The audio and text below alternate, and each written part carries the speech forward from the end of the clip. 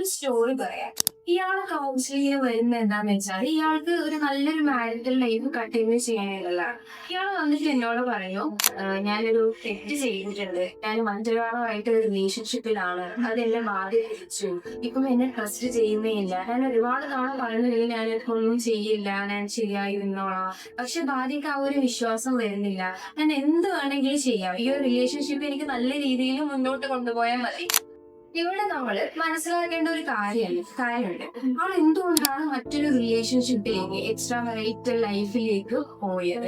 അവിടെ എന്തെങ്കിലും അവരുടെ റിലേഷൻഷിപ്പിൽ ലാഗ് ചെയ്യുന്നുണ്ടോ? ഒരു ഇമോഷണൽ സപ്പോർട്ട്, ഒരു ഫിസിക്കൽ സപ്പോർട്ട്, ഇതൊക്കെ ലാഗ് ചെയ്യുന്നുണ്ടോ? അത് നമ്മൾ മനസ്സിലാക്കേണ്ടതുണ്ട്. അപ്പൊ ഇങ്ങനൊരു കേസ് നമ്മൾ റെഡിയാക്കുന്ന സമയത്ത് രണ്ടുപേരും ഇതിൽ നല്ല രീതിയിലുള്ള ഒരു എഫേർട്ട് ചെയ്യാനുണ്ട്. ഒരു എക്സാമ്പിൾ പറയുകയാണെങ്കിൽ, ഇതിൽ ഓപ്പോസിറ്റ് നിൽക്കുന്ന ആള് ഭർത്താവ് കുറച്ചുകൂടെ ആ ഒരു ട്രസ്റ്റ് ഡെവലപ്പ് ചെയ്യാൻ വേണ്ടിയിട്ട് പല കാര്യങ്ങളും ചെയ്യാനും വർക്ക് ചെയ്യാനും ഒക്കെ ഉണ്ട്. എന്നാലും ഭാര്യയുടെ സൈഡ് നോക്കുകയാണെങ്കിൽ എന്തുകൊണ്ടാണ് ഇങ്ങനെ ഒരു സിറ്റുവേഷനിലേക്ക് എത്തിയത്, അപ്പം എന്റെ കയ്യിൽ എന്തെങ്കിലുമൊക്കെ ശരിയാക്കാനുണ്ടോ എന്നുള്ള രീതിയിലും അവരും കുറച്ച് കാര്യങ്ങൾ വർക്ക് ചെയ്യാനുണ്ട്. ഇങ്ങനെ രണ്ടുപേരും ഒരുമിച്ച് നിൽക്കുമ്പോഴാണ് ഒരു റിലേഷൻഷിപ്പ് നല്ല രീതിയിൽ മുന്നോട്ട് കൊണ്ടുപോകാൻ വേണ്ടിയിട്ട് പറ്റുള്ളൂ.